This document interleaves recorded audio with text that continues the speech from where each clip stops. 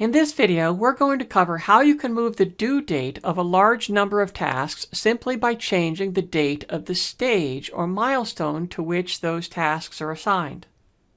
Although Notion allows us to define our tasks with dependencies such that moving one will move the others, that's not usually a realistic option when we have many tasks and not all of them have explicit dependencies between them. More likely is that we have major stages such as prospecting, onboarding, execution, and shutdown, and it may happen that onboarding is delayed so we don't actually start execution when we anticipated. In that case, we can move the start date of the stage and all of the tasks will be moved along with it.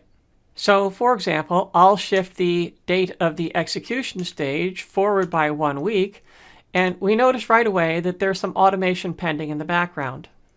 The automation kicks in and adjusts the due dates of all of the tasks that are in that stage appropriately. However, if a task is already completed, it doesn't make much sense to move the due date of something that's been done. In that case, if the start date of the stage shifts again, the incomplete tasks should shift, but the one that's already completed should stay in place.